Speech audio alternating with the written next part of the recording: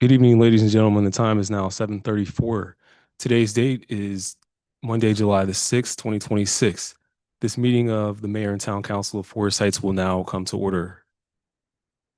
Madam Clerk, please call the roll. Councilmember Hines, Present. Councilmember Kennedy,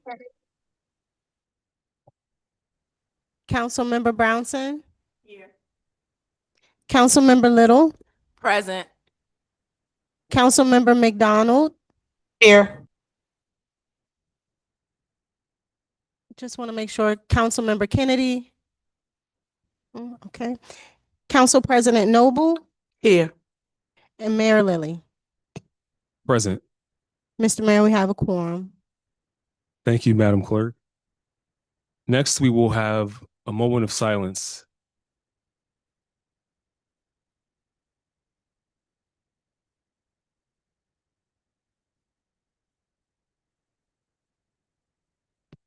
Thank you. Next, we will have the Pledge of Allegiance. I ask that everyone who's with us and able to stand join us at this time.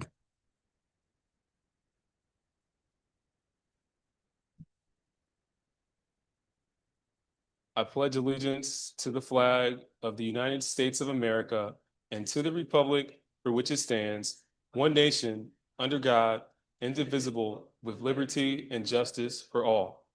Please be seated. Yes, it's good to see all the toppers where they need to be.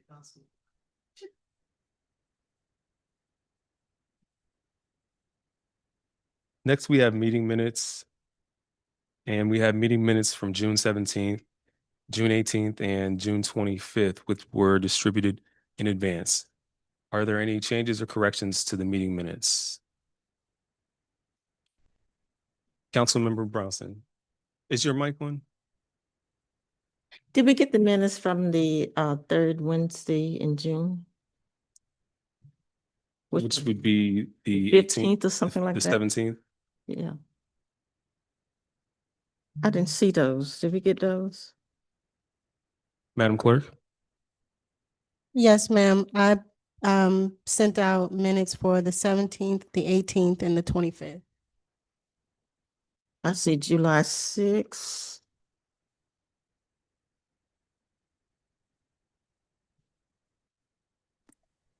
I don't, well, I, am I the only one that don't see them? Talking about Wednesday, June 17th? Yes. Yeah. Oh, okay. 23rd, 29th. Oh, you know what I'm looking at? I'm sorry. I apologize. I'm looking at the creation date. Sorry. I apologize. Not a problem. All right. If there are no changes or corrections, the minutes are accepted as they appear in our agenda. Next, we will have a Strategic Planning Commission presentation.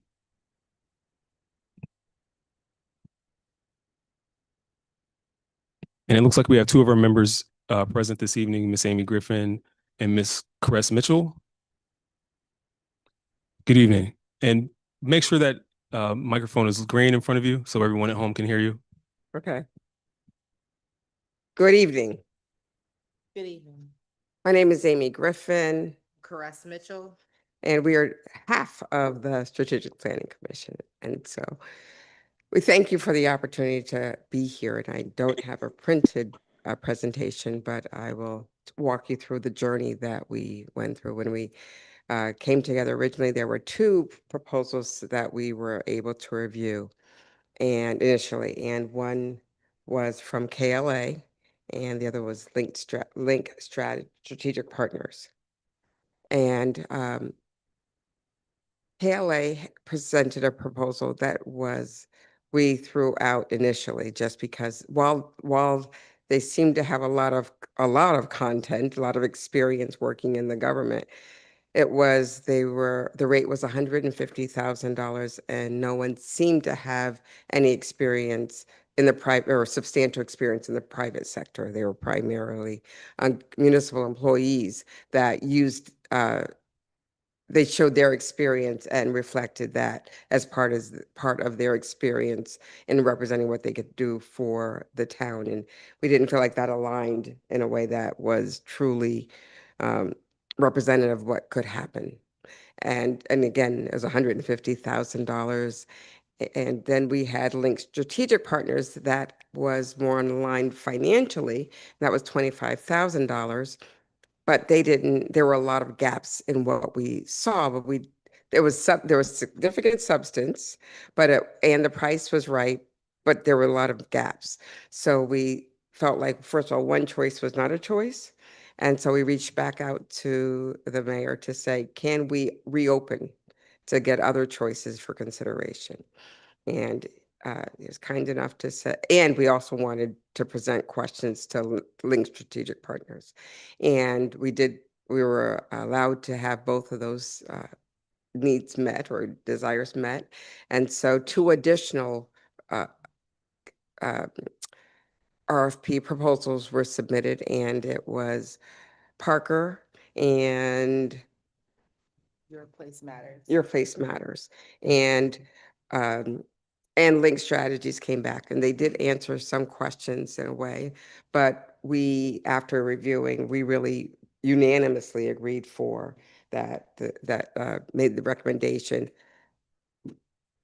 Although it was $50,000 it was $50,000, which we knew was double the cost of what we wanted, but that the town wanted to pay. And so we knew that one of the considerations, the other two, I'm sorry, Link Strategies and Place matters. Fair Place Matters, both used a lot of AI for considerations. We really wanted, what we liked in the Parker Resolution Group is they wanted to really engage the community at a greater level. And that was one of the things that really mattered to us, is that we wanted, one of the goals was to have the town be a united town and participating in the strategy, as opposed to having just AI engaging. So while our preferred was Parker Resolution Group, we knew that it was over budget. So we didn't know if there was space for conversation about negotiating this price at all. But that was unanimously our preference, was the Parker Resolution Group. Think Amy said sums it up. We just based on the vision of our town and what Parker Resolution Group proposed about linking the youth and the long-term residents. They called them the legend residents, just to make sure that the plan for the town of Forest Heights and their slogan just is aligned with One Forest Heights. Seems what our overall vision was more linked to than opposed to the Place Matters and Link Resolution Group as well. So at this point, it sounds like the commission has made a recommendation. So we'll get that formally. Council can review. But at this time, I want to open it up for council if there's any questions on the process or on the recommendation or anything like that. Council President. Thank you for your work. One, I guess when I think about the town of Forest Heights, I do think about young, middle, old, and in some instances, we leave out those people who've lived here and they're 90, 100. So this is a community that has a life. So always, when I think of strategic planning, even engaging those people who have lived here, what are they looking to leave behind? So thank you. Council Member Brownson. Yes, my question is, what was the mission of the strategic planning committee? Were you to find a vendor to work the strategic plan for the town for the next 5 years, or what was exactly your mission? Well, we were told what our mission was. We didn't create that. So Okay. I presumed that the town council had created that, but it was taking the values of our town and looking at after the RFP was presented, we came on after the RFP was formed, and it was identified what the goals were, and we came together to review the goals as well as the presentation to say we feel like these people would be the best suited to achieve the goal of creating and implementing the strategic plan to achieve the goals that the town put out already. Okay, so did you have the survey that the town had already taken for the residents on what they wanted to see from the town? That's what formed the RFP. Okay. Okay. Thank you. And Councilmember Brownson, I would add that we have the Strategic Plan Commission reviewed submissions to make a recommendation, but it's not final. It's just advisory for the council. So ultimately, council decides which proposal we go with. But the work that the consultant will do will bring in the residents to get their ideas in person through surveys and through other means, so that the work that gets done will reflect what residents and the community wants. But after that process happens, Strategic Planning Commission and that their commission will continue to help review the town's progress to make sure whatever plan we do come up with, that we are reminded of the goals and can measure some of the progress and see if we're moving toward it or if we're not. Thank you. Council President Noble has an additional question. Yes, just based on what you did see with the KLA, the Your Place Matters partner resolution, were there some things that we as a town and you as the commission could create the plan? Or do we need this outside professional service? So they identified the strategy to get the information. And so it's a number of steps to take that they were willing to facilitate to get the information. Thanks, that makes sense. I also see Councilmember McDonald has her hand up. She's online. Councilmember McDonald. Yes, good evening, and thank you, Ms. Griffin, and the other young lady, I can't remember your name. Thank you for, helping us to see where we are right now. And I know I had an opportunity to sit in on a couple of the meetings, and I guess my question is, are we still looking at the same strategic objectives that was discussed? I guess it was 5 of them: the infrastructure improvements and pedestrian safety, the innovative and economic development, financial strength, prosperity and accountability, environmental sustainability and wellness, and community and youth engagement. Are those still some of the items that we will be focusing on, or are we thinking of some other things or in addition to that? That was a part of the creation of the RFP. That was fundamentally established as part of the goals that the town wants feedback on. Okay, thank you. Certainly. All right. Thank you for your work. And we look forward to receiving the information for the council to review and getting into the strategic planning process. Those who are at home and also in the audience today will need your help. We'll be looking for your input. This plan reflects us as a community, and resident input is really critical to us getting it right as we move forward. Council President.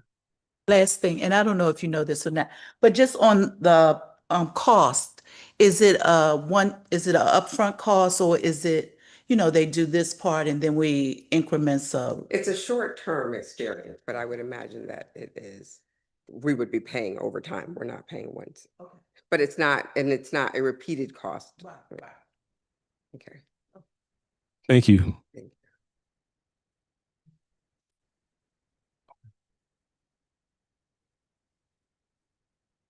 Next, we will have a presentation from the Maryland 210 Economic Development Coalition.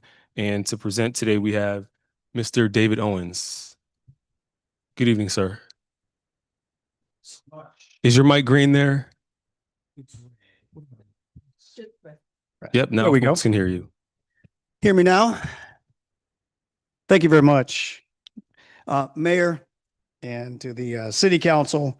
Really appreciate you having me here tonight. To those who are at home as well. We put on my other glasses so I can see. I'm Dave Owens from Fort Washington Forward. We are a 501c3 that is based out of Fort Washington, hence the name. Our mission is to attract smarter development along the 210 corridor.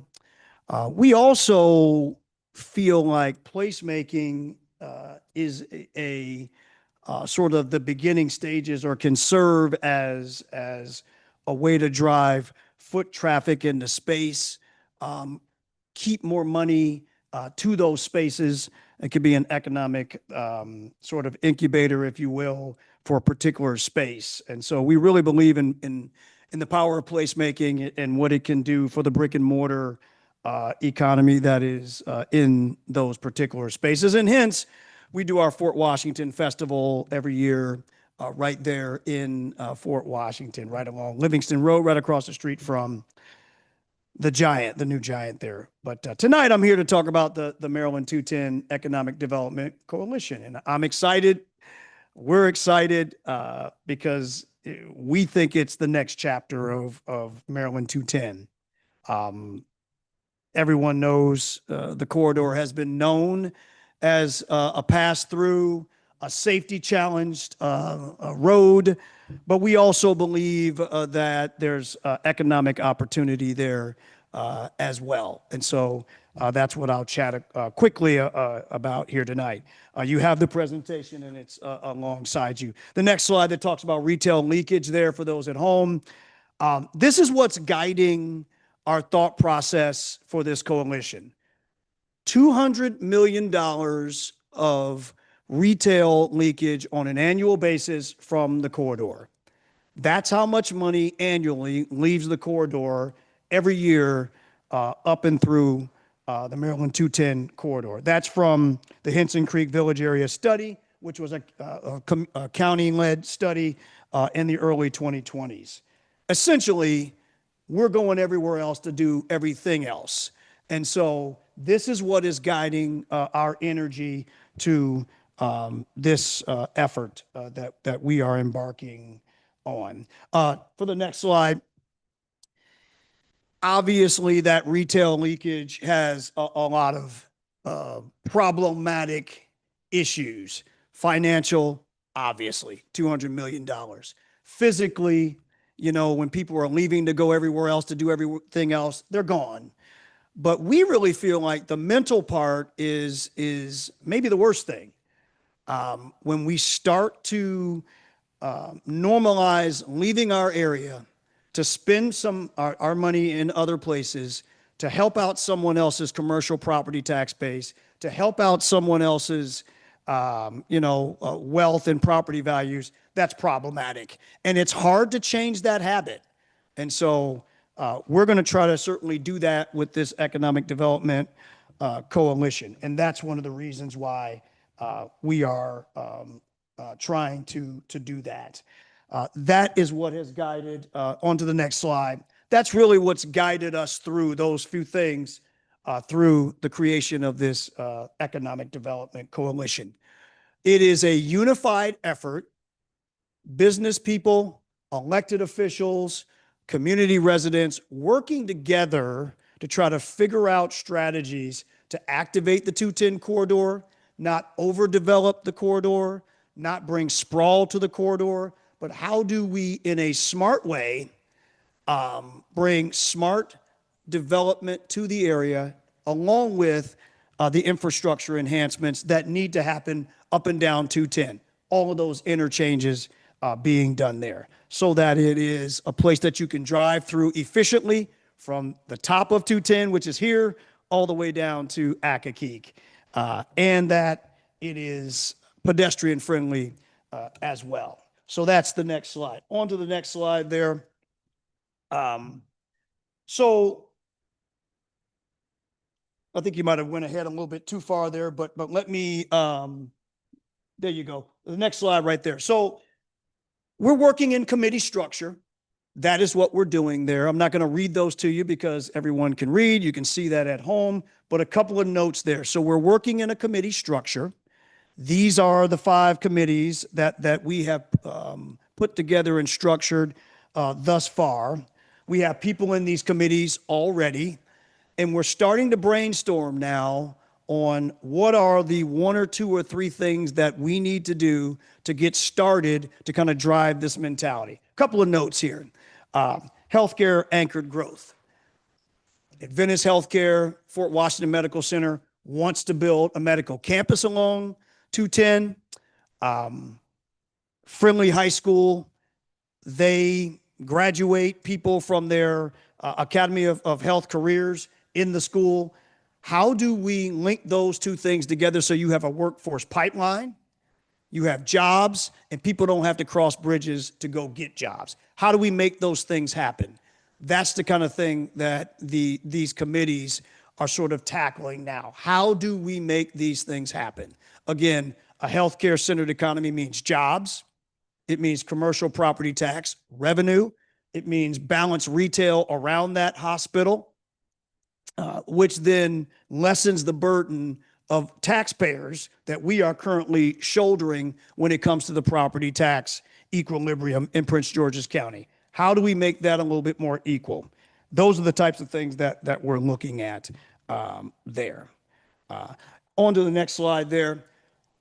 Anytime when we did our kickoff, we had the county executive's office was there. And so it was really important that we let them know that our mindset was in alignment with Plan 2035. I don't have to tell the city council what Plan 2035 is, but for those who may not know or those residents who may be listening, Plan 2035 is the comprehensive plan in Prince George's County. This doesn't run counter to that. This actually helps operationalize Plan 2035. So it's not just a plan that sits on the shelf. It's something that can actually happen. For example, Plan 2035 talks about context-sensitive infill development in Southern Maryland. What's that mean? It means don't go building spaces where you don't have them yet and creating more, more concrete. Build where you got space. That is what we're talking about. If you have a medical campus that is there, making sure that it is the spaces around it are context sensitive and complement that medical center, things of that nature. So that's our alignment with Plan 2035. Next slide. So Fort Washington forward, we're already moving, we're shaking. We're putting together and finalizing a sustainable community application. We're almost completed with that, and we're almost ready for submission to the county council and then on to the state. I don't have to tell this group here what that means, but that's big. That's big for us. It will help us unlock a potential higher scale funding to do community development work that we're trying to do. So that's big for us. We're also looking at available land space that is along the 210 corridor, looking at zoning, making recommendations about what that zoning should be so that the development can be coordinated. So those are some of the things that we're doing right now. And then next slide, what are we asking? Well, this is really the what are we asking more for our community residents. We're having people join our committees already. But in terms of this body, and the reason that I'm here tonight with the town of Forest Heights, I wanted to make sure that this council understood that you have a partner in Fort Washington. We are not doing things in silos. We want to work with you. As I sat and listened to the strategic plan, I couldn't help but think about how do we marry those 2 things together. We're not Forest Heights and we're not trying to be, but I'm a big believer in city government and the power of city government. And I believe that the Forest Heights, Oxon Hill, Glass Manor, Fort Washington, Accokeek, we should be talking together, thinking together, and strategizing together to do what's best for Southern Maryland in a Port Towns-esque type collaboration, quite frankly. So that's what I wanted to make sure that we made sure that we articulated to you. We're not asking anything except for your support, except for your guidance and your mentorship as we go about this work in the Economic Development Coalition. And you're welcome to be a part of it in any way, shape, or form and provide that type of guidance and leadership. We don't have all the answers, but the answers are there, and we want to make sure that we get to those. So the next slide is just next steps for our community residents. That's all I have. Again, we're excited. We believe this is the next chapter of 210. We want to make sure that when people talk about our community, from Eastover to Accokeek and the 210 corridor, people know more about it than just Highway 210 and its safety challenge. There are great people here. There's economic opportunity here. There is wealth here, and we need to make sure that we are maximizing that. And I think we can put together a plan to do that. So that's all I have, and I'll take questions if you have them. Thank you, Mr. Owens. There's a couple things you mentioned, and I just want to make sure folks at home understand and those in the audience understand some of the similarities. One thing I heard was Sustainable Maryland Community. Forsyths has been a leader in sustainability in the state and the county, even as a small town. And we are Sustainable Maryland certified both through University of Maryland and the Maryland Municipal League, which is focused on actual activities like our green roof, pervious pavement, the community garden, tree installation, but also through the state of Maryland, which allows us to apply for certain grants and different community development opportunities. So that's a similarity that we have. The other thing is you mentioned placemaking, and sometimes everyone doesn't know what that means, but as part of our strategic planning process, we're trying to get to that story that we tell about Forest Heights that comes from the residents. What is the experience we want to have here? What is it like to live here? What are the things that we love about in our community? And then you kind of build that into a story that gets reflected through your brand, through materials that you put out, so people consistently see this is a place for families. This is a place where we are trying to be climate forward and be sustainable. And I guess it sounds like that Fort Washington is trying to leverage the same thing, like telling your story about what experience people have when they come to your community. Absolutely. I mean, you articulated it way better than I did or could, but that storytelling is a big part of it. One of the committees that I'm going to be heavily involved with is narrative strategy. In my former life, I was a reporter for WUSA 9, and so it's a natural sort of thing for me to be telling stories. But that's just an aside. It's really important that you said that, Mayor, because so oftentimes we believe, well, I shouldn't say we, sometimes we believe we have to go somewhere else to have an experience, family-oriented, community-oriented, a good place to raise a family. These buzzwords get placed on other things, not ours. And so we're trying to change that story. I know you guys and ladies are doing great things here, but that's also going to be part of the storytelling that we do when it comes to the 210 corridor. So absolutely, we're in alignment with that. And I saw, was it Council President? Do you have a website? Yes, we do. And I can send that through and make sure, I'll send that through and make Okay. sure that the council has that. Yes. And the other, have you coordinated any efforts with South County Economic Development Association? From Charles County, No, from Prince George's. South County, say that one more time. It's CETA. Yes. I know them. We invited them to the kickoff. Schedules just crossed and we couldn't get them to come, but they were on our list, and we'll continue to invite them. We know that we have to have them on board. So. Yeah, because their story started maybe 25 years ago. So that's how it started with Ollie Anderson. So I think they're a great asset because they have they're addressing some of the concerns you have, from health to retail to everything. Yeah, I appreciate that. I know them, and again, we invited them, and one of the things we just don't want to work in silos. I just don't want to be button heads with anybody. I think we can work much better together, build capacity, and so they're on our list, and we're going to continue to invite them. So definitely appreciate you. Any other questions? Well, it's been a night of conversations about planning and strategy, being intentional.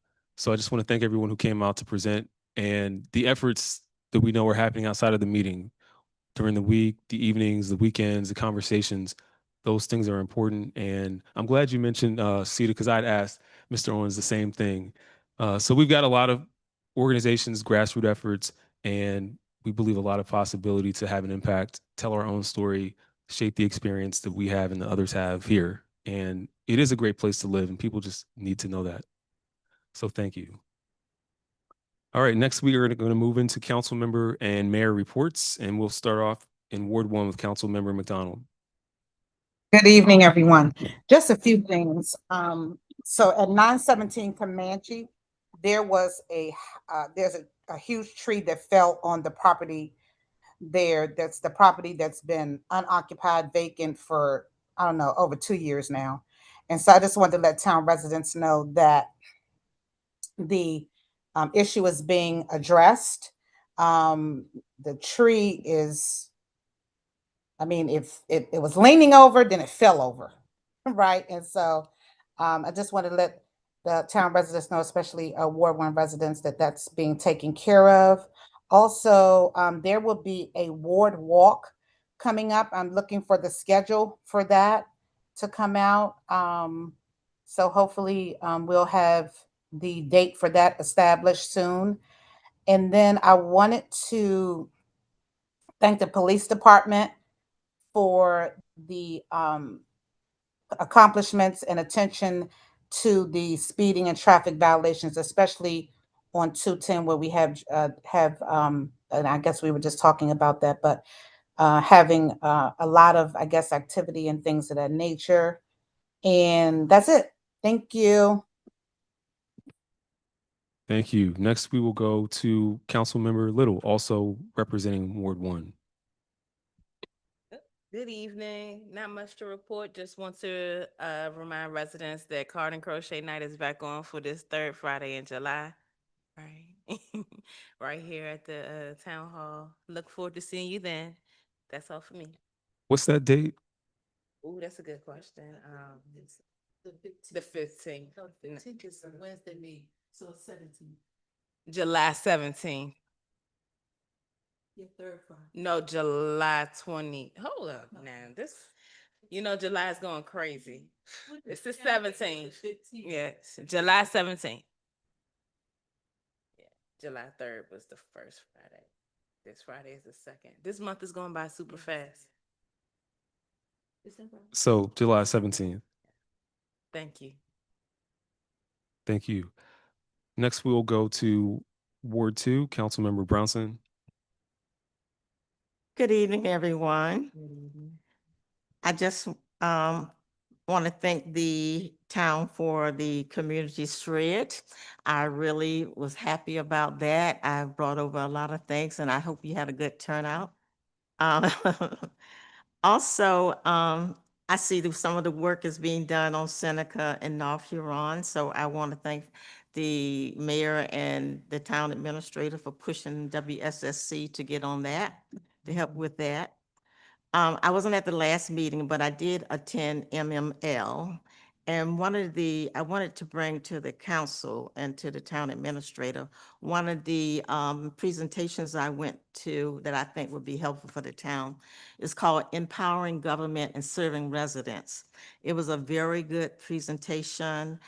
It's a service I think that the town could use. It's a AI service, but with a human element that links all your resolutions, your ordinances, put them in one place where you can grab them quickly. And it builds a bank where you ask a question that AI will go to it, get the answer, and give it to you right away. They have done Greenbelt, I think. No, not Greenbelt, maybe Gaithersburg. They're using it. And I asked the guy how much would it cost. He said, well, I think the the one that he had 75,000 residents, and I told him we only have like 5. So he said the cost would be somewhere between $10,000 and $15,000 to run it for the year. So I have the brochure here. I want to give it to the town administrator, so hopefully he can schedule a presentation with them to come to the town. What's the name of that? It's called CityBot, and it's CityBot. Okay. Yeah. I'll give this to the town administrator, hoping he can have them come and do a presentation. Great. That's all I have. Thank you. Thank you. Councilmember Kennedy, also from Ward 2. Do not have anything. Thank you. Thank you. Ward 3, Councilmember Hines. Good afternoon. I first want to say that the garden that is in the town of Forest Heights is gorgeous. And if you get a chance to go past, please do. It is flourishing. It's beautiful. We are growing and everybody's working together. And I just want to say thank you so much. Okay.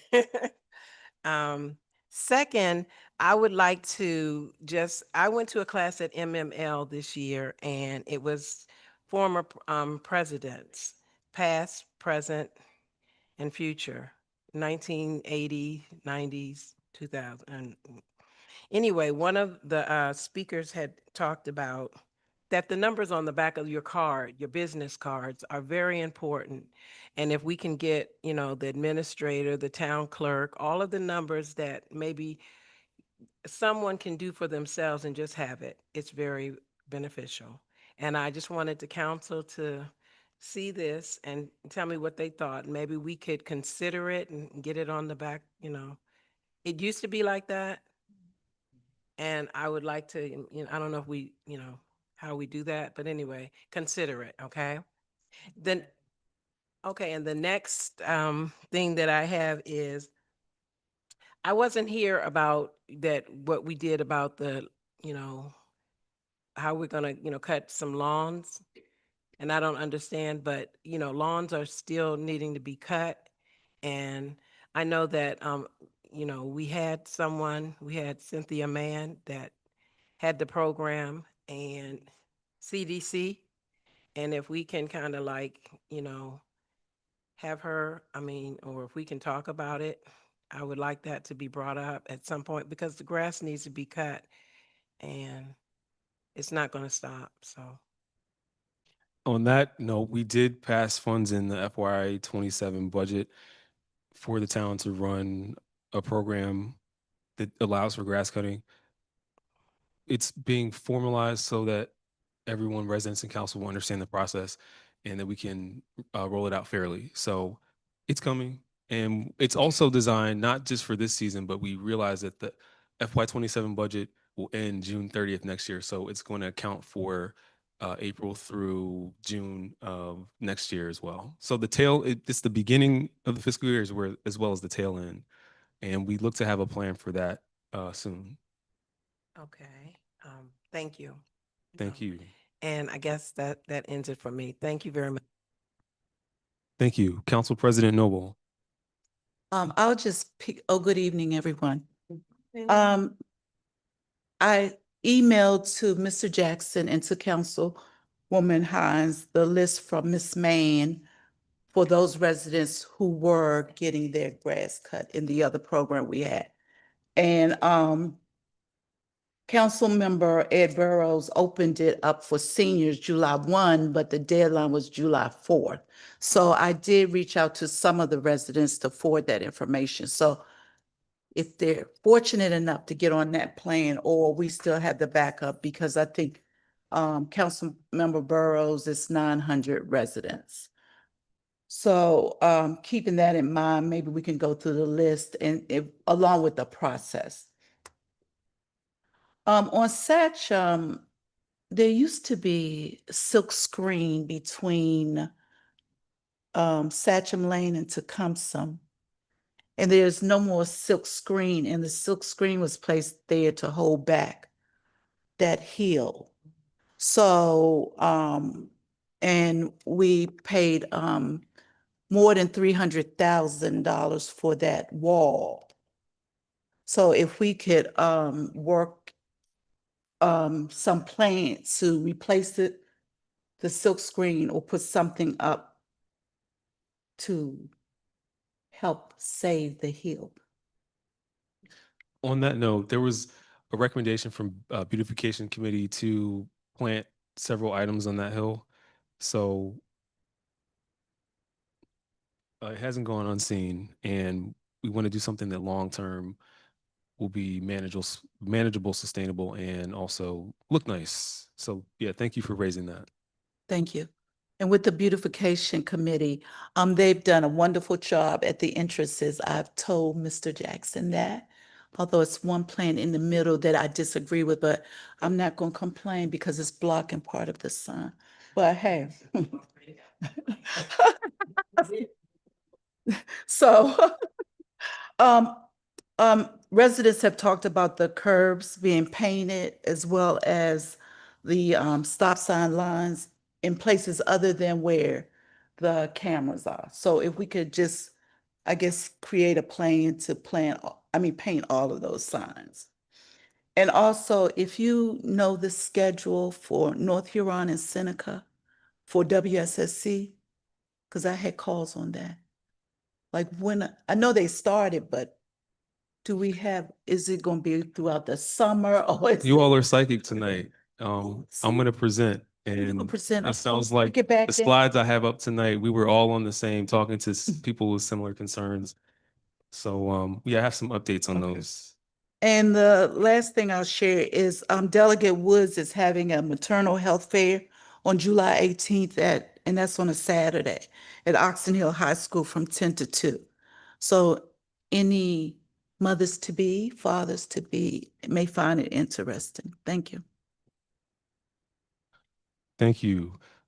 First, I just want to thank council for the updates. A lot of thoughtful conversations happening and ideas about how we can improve the town, the service delivery, how we can engage people, and also keep people updated about the many things that are going on. A lot of times projects happen and there's activity or there's communication. You don't always get to see that. So I'm going to bring up slides tonight just to touch on a few of those areas.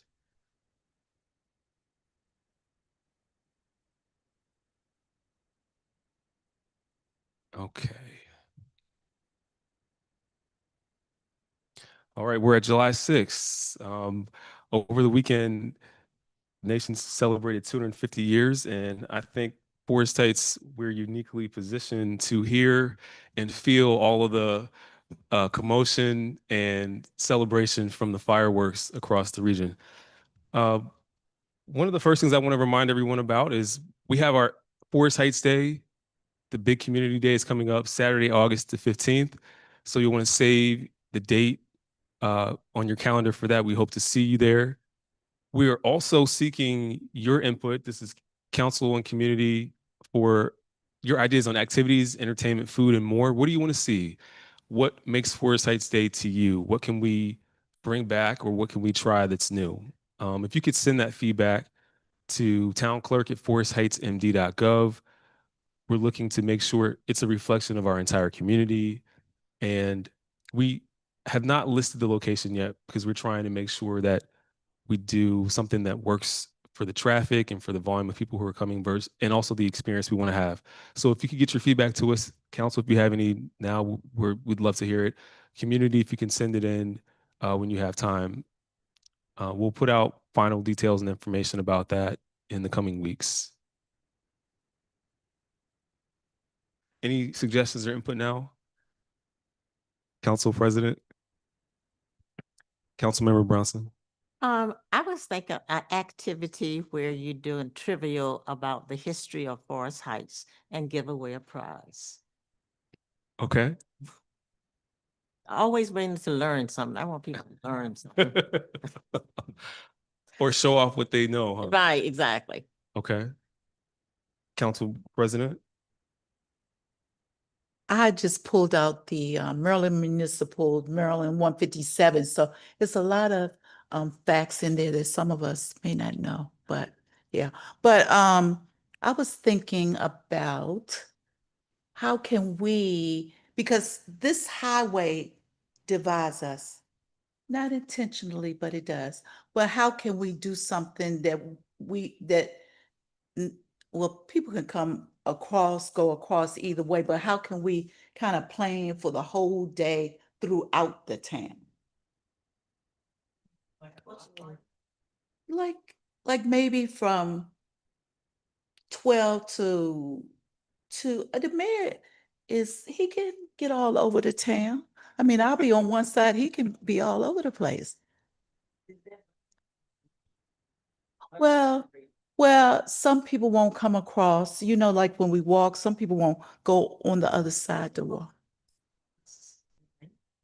Okay. Well, one thing we were exploring is off-site parking, because we know if we hold it at the gathering place, it creates a traffic jam. People don't know where to park. It gets very difficult. We heard from the last market series that some folks who were going to come were like, after a while of driving around, they decided it was challenging. So we're looking at parking at the town hall, and then one other site potentially where the police station is, and a shuttle or some kind of system that will allow people to get back and forth safely. That's one of the things we'll discuss. We haven't finalized it, but that's a consideration. Yes, Councilmember Hines.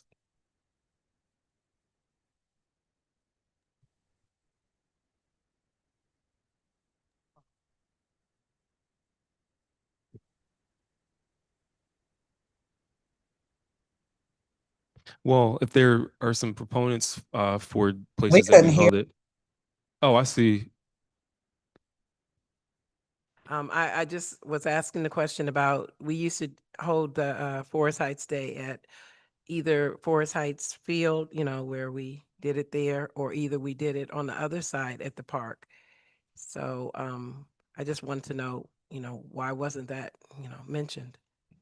Well, it's a great time for discussion on that. Any thoughts? We've tried to hold it in a place where, well, the market series events have been in the green space because it facilitates a lot of foot traffic, people driving by and walking by.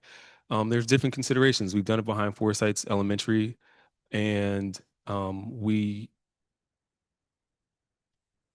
could do it there again. We haven't done it in a while in what is this park called? Forest Heights Park at Terrell, Shawnee, in Ottawa. Considerations there. Is there support for doing it there again, or I'm just curious. We're looking for input. Since we were on the west side last year, I mean, maybe that, you know, that's fair. There's always going to be a problem, right? Okay. Councilmember McDonald. Yes, I just wanted to ask if someone could put the email in the chat to where people can send their ideas and thoughts. And second thing, is this the last item on your report, or are we No, it's not. discussing this No, further? no, no. We Okay, have some other thank you. things.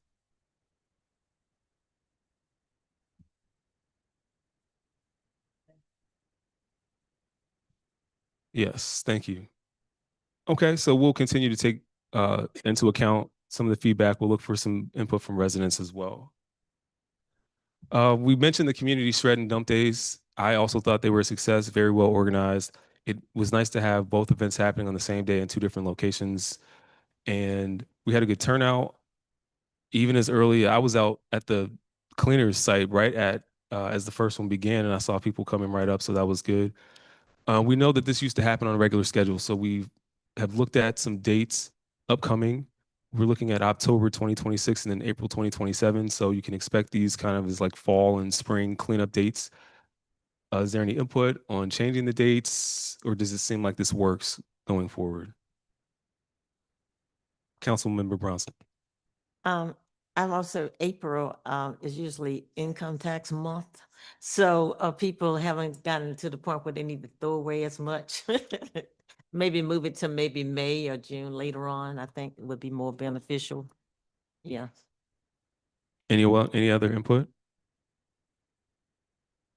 Oh, so you're saying bring it back to June like it is now, like we had it this year? Mr. Jackson. My recommendation would be late May or early June, if we did June, just for billing purposes for the dumpsters. Okay, so not 3 days before the end of the fiscal year. Okay. Thank you, by the way, to Mr. Jackson, to Public Works. So that's Mr. Watkins. To Public Works, to the police department, everyone who coordinates on all these events that we have, all the things that happen. We always have a team working behind. Thank you to Victoria, to Latoya, and everyone who's sending information out, flyers, putting the word out, sending the text alerts. It takes a lot of coordination to get these things done. And so I just want to make sure the individuals on our staff who are putting in effort get recognized for what they do, because it's a weekend for us and we're coming off, to drop stuff off, but it's also their weekend and they're here working with us and we appreciate them for doing that. Curb painting and white lines at stop signs. Public Works has a directive from the mayor's office to repaint yellow lines and white stripes across the town. And so as that work is being done, I'm seeing it. When we get done, it'll be all areas. So I'll be visually inspecting to make sure that's the case. The team knows that is their mission and they're working on a plan to get it done incrementally.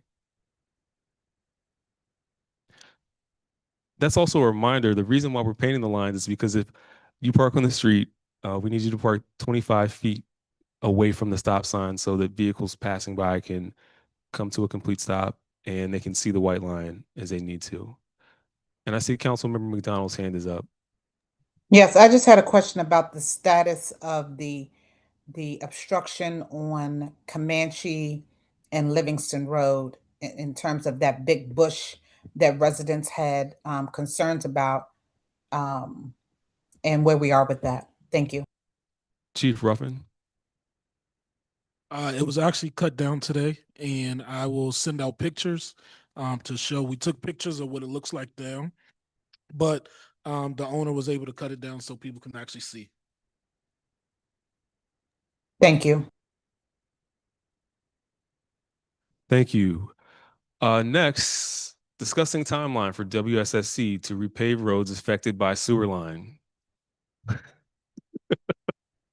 I was told I should go first. Maybe we'll switch it up. But yeah, the town administrator has been corresponding with WSSC to find out when sewer replacement projects are done on the west side. And since there's multiple streets that are being worked on, some projects are going to complete earlier than others. And as soon as a street is done, we want to make sure that the effort into repaving and fixing some of the damage the work has caused starts. And so he's reached out to them, and our goal is to provide a realistic timeline on when you can expect to see improvements happening. We know you've been dealing with this for several months, and it's not as fast as we would like it to be, but we will be upfront and transparent and put pressure on WSSC to get it done as soon as they can. We're also really looking forward to the end of this project. Once it's fully done, then places that were not paved, we can take into account in our capital improvement plan. We'll list out streets in their priority of replacement, and we'll start some repaving because we were able to move $600,000 into a reserve fund that's specifically for road repairs, replacements. And Councilmember Kennedy also mentioned to me that on some streets, fortunately, we can improve curbs. Some streets don't have to be fully repaved to deal with the issues we're facing. So we have a number of tools that we're going to use to really deliver improvements to the infrastructure around the town this fiscal year. All right, we had our Juneteenth market series on June 20th, and we had, what was really cool is that a lot of the vendors who showed up they live in the town of Forest Heights. Someone was like, I live on Shawnee Drive, or I used to live on Cree, or I used to live on Seneca. So it really has worked out the way that we wanted, which was folks who are doing things right in our backyards, who are our neighbors, creating things, are getting a chance to showcase what they do, how creative they are, and they're getting a chance to meet residents who could be their future customers. We really hope that over time, this will become something that people look forward look forward to, and we hope to integrate elements like our community garden and food trucks and other things that will allow us to, as we talked about tonight, enjoy time in Forest Sites with our own neighbors in our own community. We've had a couple of go-go bands come through and serenade us. This time we had Pure Elegance Band, and we're hoping that Forest Heights Day will just be a continuation of folks coming out to experience time, get to know your neighbors, get involved with the town, and let us know what we're doing well and where we can improve. Also, again, thanking our team, town administrator, our town clerk, our administrative assistant, Ms. Holland, DPW, police, Chief Ruffin and his team, and our church partners are out. It's really the entire community. So we just want to thank everyone who helped us with that. That concludes my report, and we'll move on to the next item on our agenda, which is public period. Public period is a time when members of the community can speak to the mayor and council or ask a question. We just ask that you come forward to the podium, state your name and your street address, and you have 2 minutes. If we can answer your question tonight, we'll do our best to do so. If not, we can have someone follow up with you at a later date. Is there anyone who wishes to speak during public period? If you could come forward.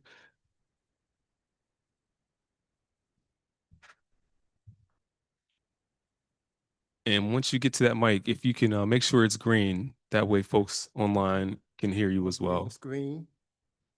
Good afternoon, everyone. Good afternoon. My name is James Ware. I live at 5711 Oliver Street. And this is something that I'm not sure, maybe the laws have changed. But it's my understanding that you're not supposed to park on the public street no more than 3 consecutive days at a time. Is that true, or have the law changed? No, the law has not changed. Okay. There's a white van that parked on my street in between my house and my neighbor's house at 5709.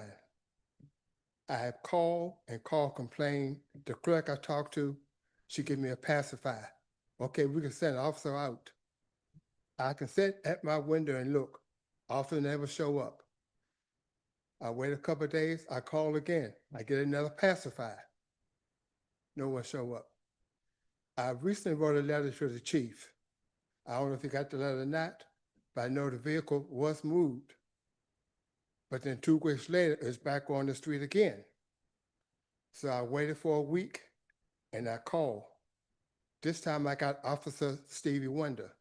Well, not Stevie Wonder, Mike, and they had the blind one that can't halfway see. He told me he watched the camera and he saw the vehicle being moved.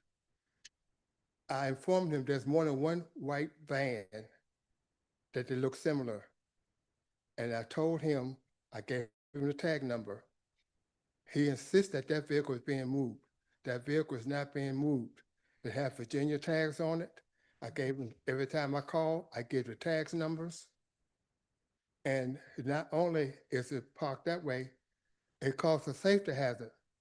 Because when I come on my driveway or my neighbor come on that driveway, you cannot see around the van because it's so large. So someone is speeding down Oliver Street, you can't really see them. And that caused a problem. I guess my 2 minutes is up. Yes, your 2 minutes are up, sir. But Mr. Ware, thank you for joining us tonight. So the law has not changed. However, the way that it works is the officer has to observe the vehicle and the tag and the information about the vehicle. So I don't want to dispute what you said, but I just want to reinforce that it is still the rule in the town. It's still in the ordinance. And I'm aware that there have been vehicles that have been monitored and that have been updated when they have violated that rule if it's come to our attention. Chief Ruffin is here tonight, and I'm sure he knows. He has the code enforcement officer. Is that who deals with this concern, Chief Ruffin? No, right now it's going to be our officers until I can make sure we're 100% with the code enforcement doing the parking. But the officers have went by and checked it. However, what happens once you sticker it, and if they move it, the time starts over again. So every time that we sticker it, it starts over again. Even if they move it an inch, move it back, it just starts over. I know it's frustrating, but we will do our best to work out some other way to resolve the issue. Mr. Ware, I also know this may not make you happy. However, I have been witness to other incidents where when the vehicle didn't move and it was properly um, ticketed or properly issued, vehicles have been towed. What we have to operate within the confines of the law, and the law requires that if the vehicle moves, that we cannot tow it after it's been stickered. The other issue we face is that although vehicles on public roads can park anywhere, they can park in front of my house, they can park in front of your house, and that's not something that we can enforce. That's more of a good neighbor policy where you can speak to someone and ask them not to if they're willing. We can't enforce that. So to answer your question, it still is the law of the land. We monitor it, but we have to follow the law. And if the vehicle moves, we can't remove it if it's moved from where it was when the officer originally observed it.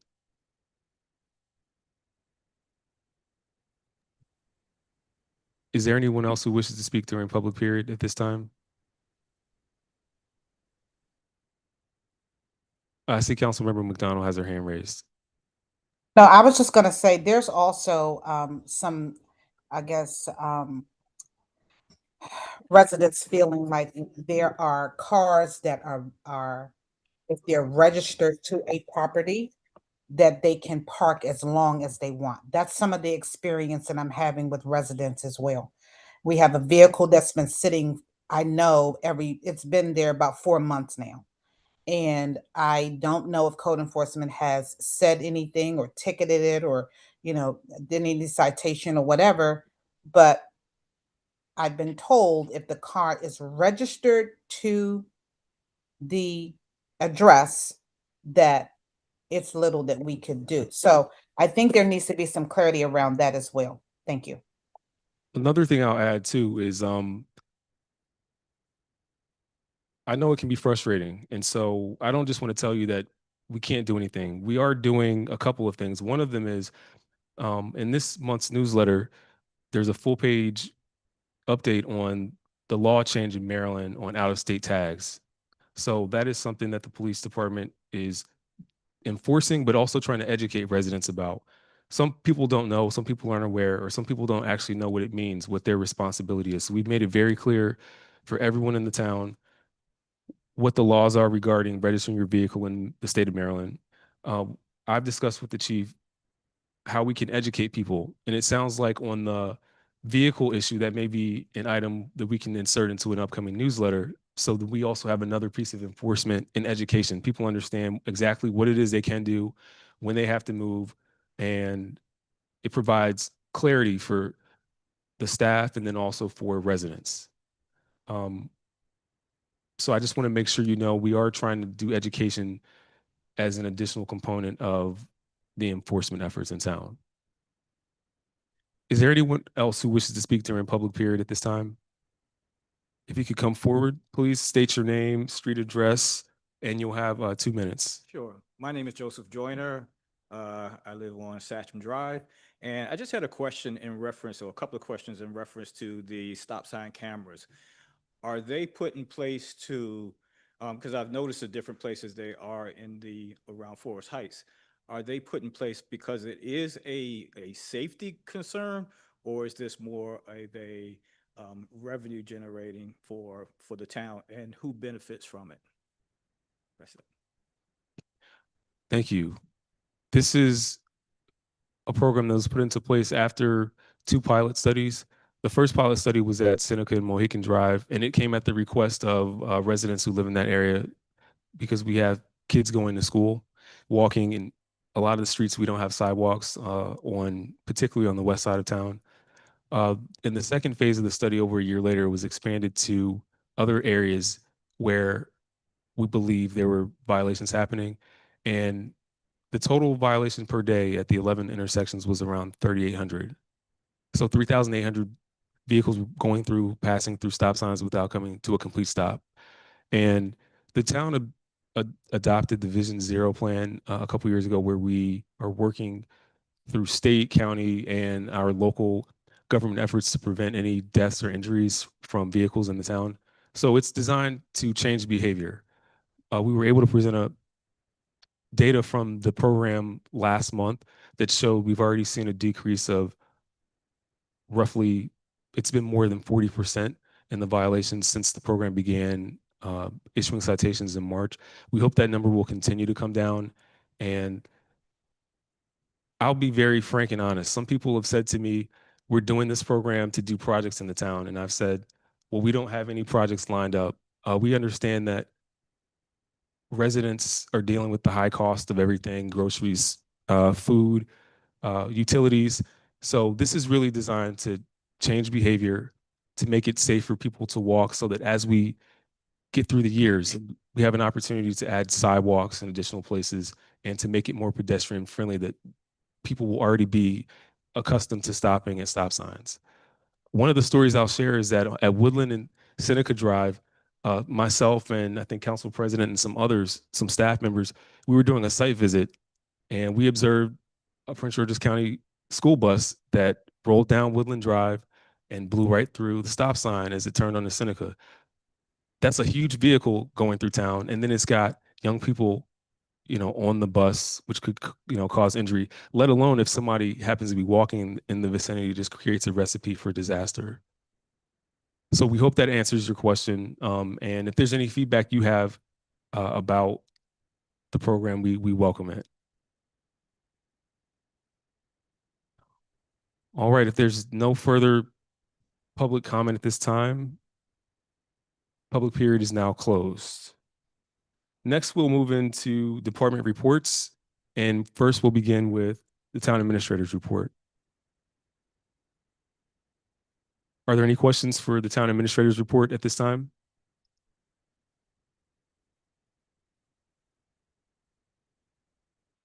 Council President.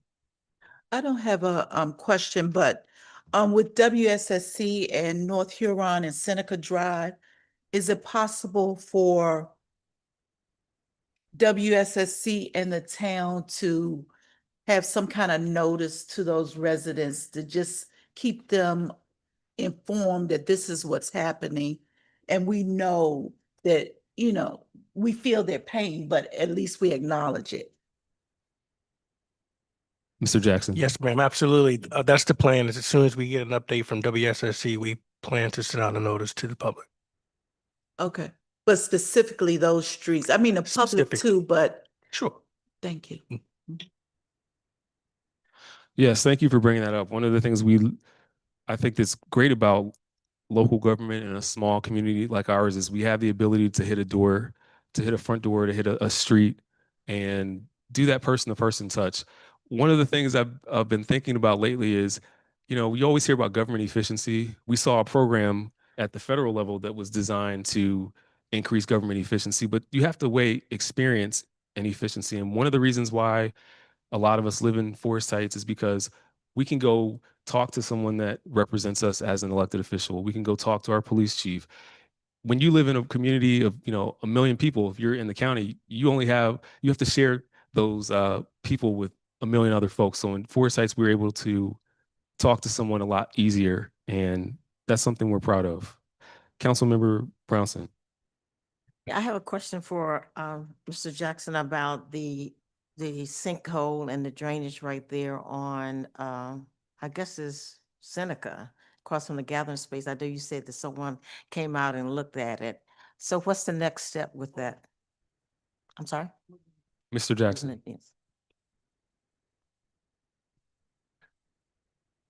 So I was able to get a hold of the county stormwater management division, and they came out to inspect the area for us.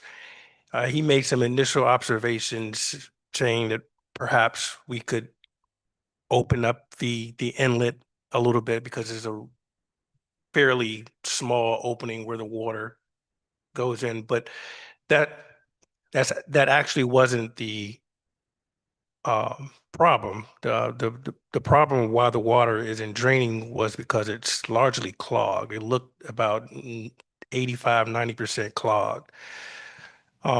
So I was waiting on the county to inform us that they would perform the vacuuming service for us, which is a possibility.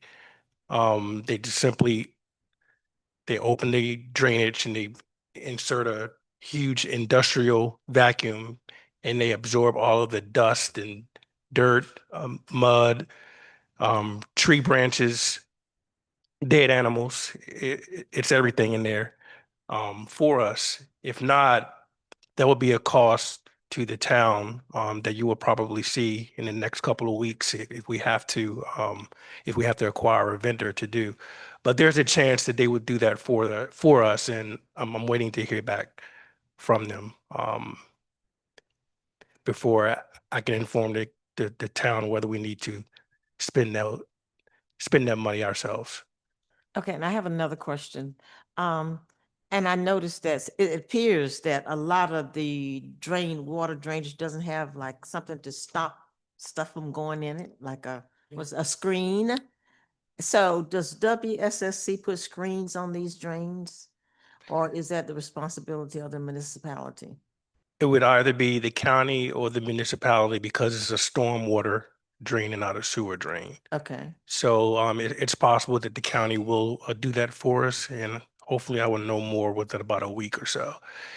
He made an initial observation. No one really knows where that water is coming from. I know Council President Noble has her own theory. The county suggests dead man's that, in there. yeah. The county Well, suggests that the other water drains. is coming from 210. Yeah, I'm talking about the Well, other see- drains in the town. I know when we walk, we can see, leaves and stuff just going in them. And it doesn't seem like there's a screen there to stop it. So is it possible for WSSC or somebody to do a survey to make sure that there are screens in the drains? Cause that'll stop some of this water backup. No, that's I don't know if WSSC will do it, but it would either be us or the county stormwater division. But either way, it would get done. I mean, we can see what we need to place there. I don't know if there are any screens that will capture leaves. That may be a little too small for water to escape at a decent capacity if it's raining too hard. But I'm sure there's an option somewhere that we can use. Yeah, cause you can see right there at, what is that? South Huron is those drains, you can see this water just backing up. And But see, if you look in there, I took a picture. I don't know if I sent you all the picture of it. But it's mainly dirt, and I don't know if there's a screen that can capture that Yeah. dirt. Yeah, so we Yeah. just probably need to have a regular vacuuming of the. Yeah. Okay, thank you. Yes. Thank you. Next, we'll move to the community engagement report. Are there any questions for this report?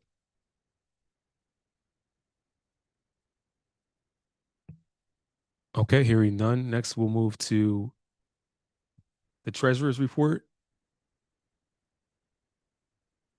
Are there any questions for this report? Council President Noble? Not really a question. Well, I guess it is a question. Do we have an updated budget book? It's going to be reviewed. We have updated version. Just wanting to make sure before it's sent out that all of the updates comport. I'm not even on. I don't know. We have an updated budget book. We're reviewing and making sure all the information is updated and likely will be sent out tomorrow. That was gonna be my question as well. Yeah. Well, we did discuss making sure that it's all correct and reviewed. So we wanted to make sure we went through with that process. Yes. All right, next we'll move to the police department report. Councilmember Brownson, your hand went up quick. Yeah, I want to go back to the community engagement report. That at the end of the report, it says he has questions about Forest Heights Day.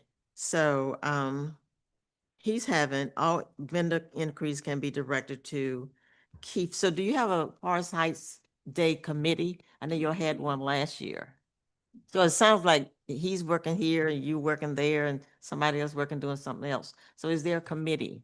No, we've been trying to get folks appointed to the committee. And so if you know any residents who are interested in joining, we're looking to fill the Plus 60 committee, the Foresight State Committee, emergency planning to add to the one individual we have, newsletter. There are a couple areas where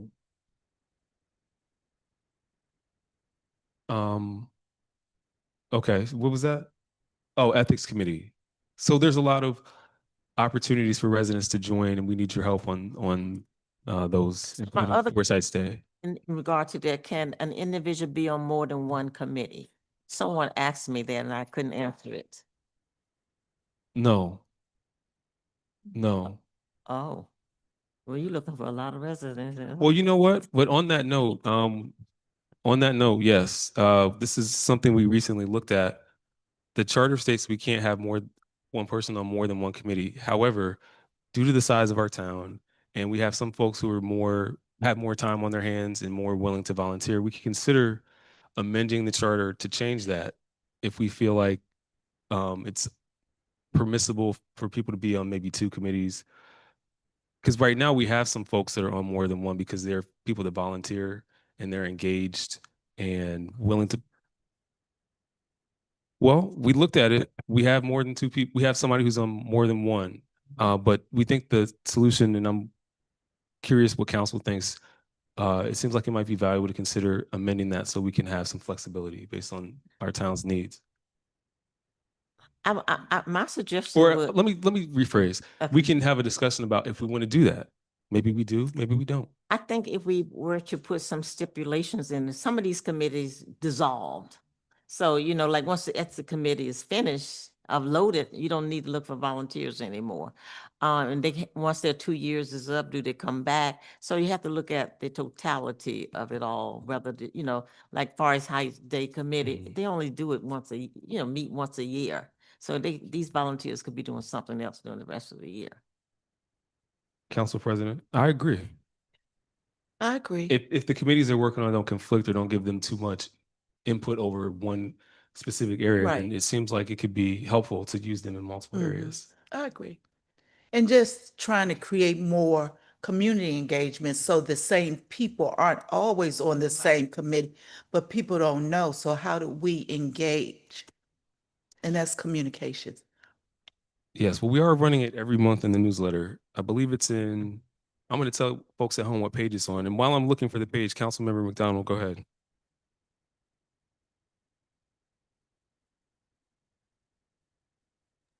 I just had a quick question about an idea as to the timing around the scheduling of the ward walks. Do we have like any preliminary dates in mind or anything like that, Chief? Give me 1 second.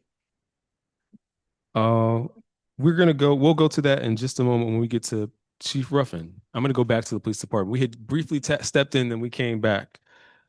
But for those at home, community committees that we're currently recruiting for is on page 10 in the newsletter.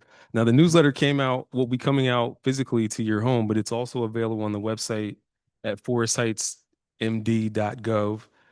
So you can check those out either way. Page 10 in the July. Well, It might not be the same. It might not be the same page, but it is in each of the newsletters each month. All right. Police Department report. Any questions there? And I'll go to Councilmember McDonald, who was asking about ward walks and preliminary dates.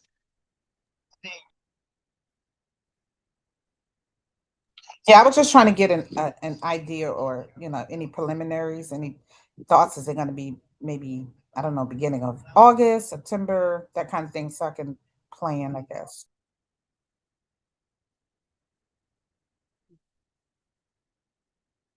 Yes, we got the couple dates that we have in mind.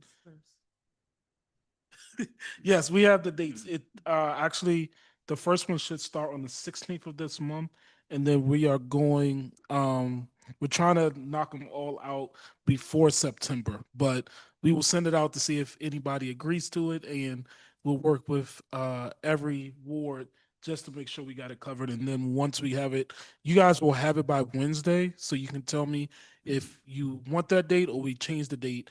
And then if not, then we can adjust or we just go with the dates that have been set.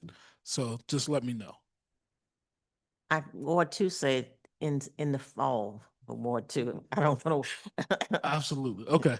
So just when you see it, just let me know and we can adjust the dates and we'll make it happen. I don't mind the heat, so I'll do July 16th.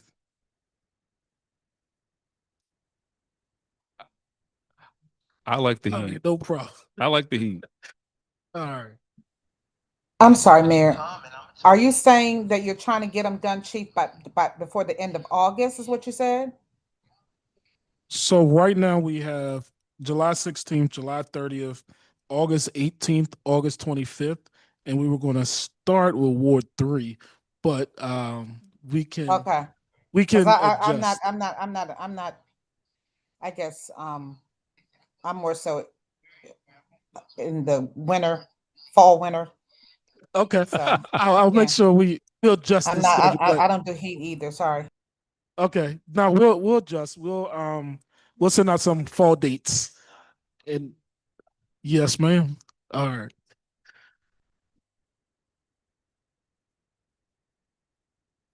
Okay. Well, we got legislation on the agenda to shut it down the whole month of August. So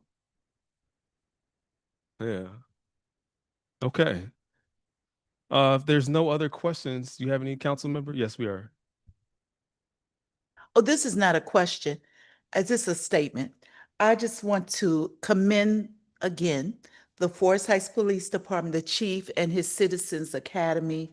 It's been very informative every Tuesday, like clockwork.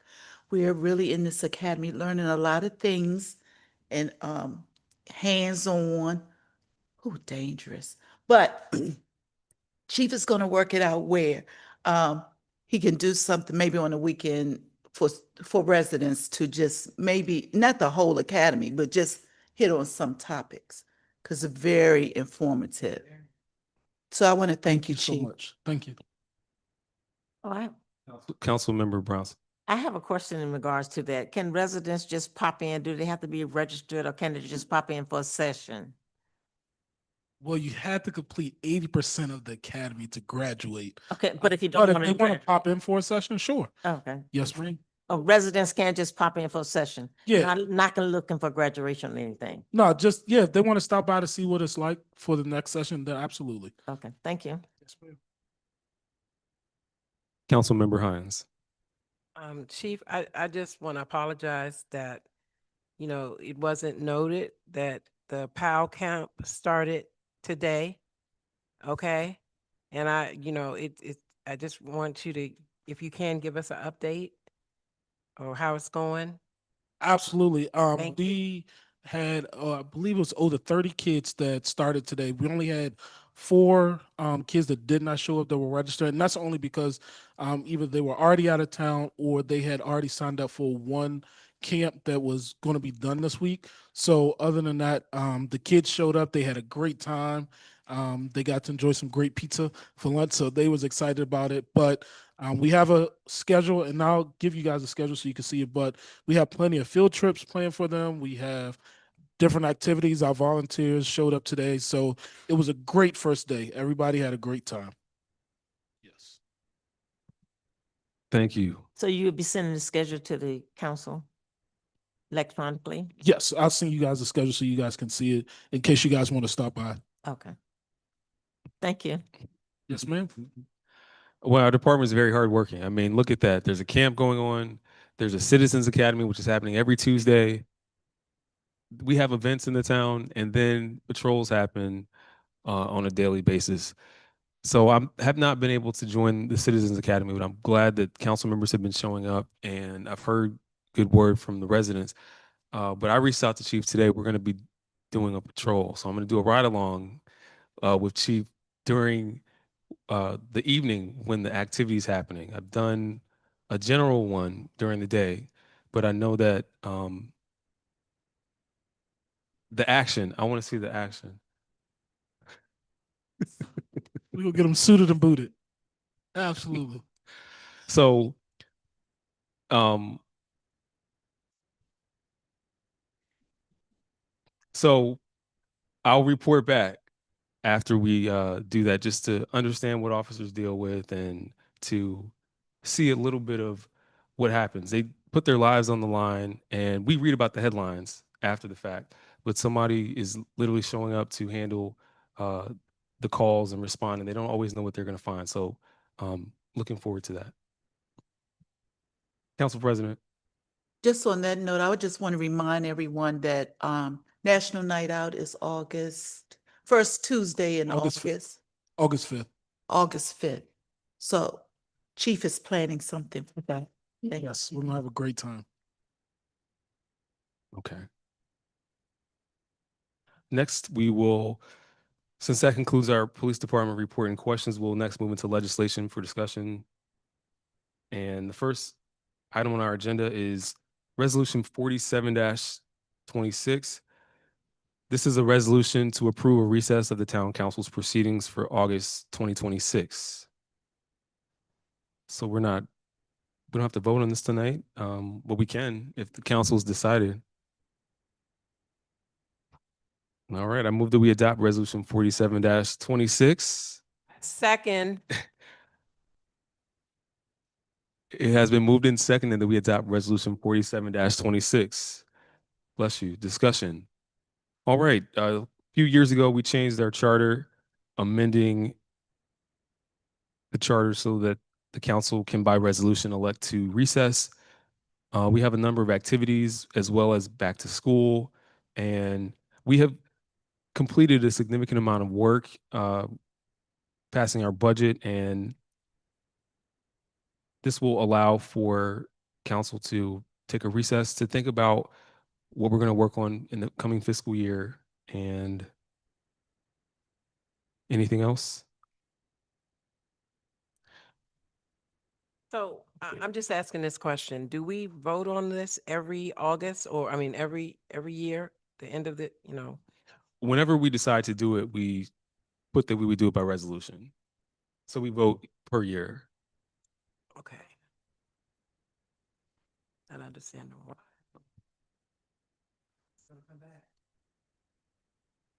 So the reason behind doing the resolution is that the charter requires that we have a meeting every third Wednesday. And so we suspend that meeting, but this allows us to do that in a formulated process. It also helps to inform the public that we're doing it. And then always, if we have an exigent or emergency situation that comes up, we still always have the options to meet to deal with that if needed. Another thing is it gives the staff a chance to rest somewhat. We have Forsyth's Day and National Night Out, so we do still have a couple of events, but all right. If there's no further discussion, Madam Clerk, please call the roll. Councilmember Hines, Yes. Councilmember Kennedy, Yes. Councilmember Brownson, Councilmember Little, Yes. Councilmember McDonald, Yes. Council President Noble, Yes. Mayor Lilly. Yes. The vote is unanimous. The motion carries. Thank you, Madam Clerk. So, ladies and gentlemen, that means there will be no regularly scheduled meetings in the month of August. First Monday and third Wednesday meetings will not happen. If there's an exigent need, we'll schedule a special meeting. All right, next we have Resolution 48-26. This is a resolution of the mayor and council of the town of Forest Heights, Maryland, to approve the promotion of 4 officers in the Forest Heights Police Department. This is not up for vote tonight. This is up for, do we need to vote on this tonight? Let me ask that question. Yes, okay. I move that we adopt Resolution 48-26. Second. It has been moved and seconded that we adopt Resolution 48-26. Discussion. All right, we received nominations from the Chief of Police for 4 officers to be promoted. They have been serving in acting capacity. With the FY27 budget, we did appropriate the funds to pay these officers in the new promoted roles. And this resolution formally recognizes their exemplary service in their current roles and will formalize their full-time promotions to these new ranks. Chief Ruffin. Yes, sir. Thank you. We have 2 officers that are currently acting as private first class. That is PFC Hazel and PFC Swan that we would like to make permanent. And then Corporal Bigelow Clark and Corporal Taylor, we would like to promote them to corporals. They have been acting. They have been doing a great job. They will become shift commanders for one for the day shift and one for the night shift. And they have been serving in the town for a while now. So they went through a rigorous test. They have done training. They have done an interview. So I think they have met all the qualifications necessary to become leaders in the police department. The 4 officers mentioned too also were recognized for officers of the quarter as well. Maybe not all 4, but at least 3 of the individuals for sure have recently been recognized as officer for the quarter. And at the Forsyth Police Department Award ceremony, each of these individuals was given an individual award for their service to the department and the community. Yes, sir. Questions from council or any other discussion? Council President Noble. Just one question. Were there any other officers for promotion or just these 4? Yes, ma'am. There was other officers that can tried out for it, but based on our grading criteria, they didn't make it this time. Okay, thank you. All right, if there's no further discussion, I'm looking online as well. Okay, Madam Clerk, please call the roll.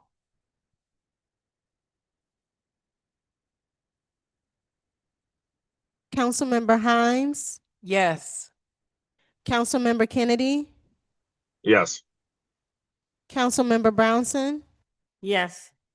Councilmember Little, Yes. Councilmember McDonald, Yes. Council President Noble, Yes. Mayor Lilly. Yes. The vote is unanimous. The motion carries. Thank you, Madam Clerk. All right, ladies and gentlemen, the time is now 9:06. That concludes our meeting tonight. Quick question, Mayor. A quick statement, rather. Just wanted to share that the senior exercise class is canceled until August the 4th. Just wanted to let everybody know that. And we'll see everybody in the exercise class starting back up August 4th. And then also look out for the 60 plus committee meeting and the green team meeting dates to come out very shortly because we had to make a change. Thank you. Thank you, ladies and gentlemen. The time is 9:07. This meeting is adjourned. Have a good evening.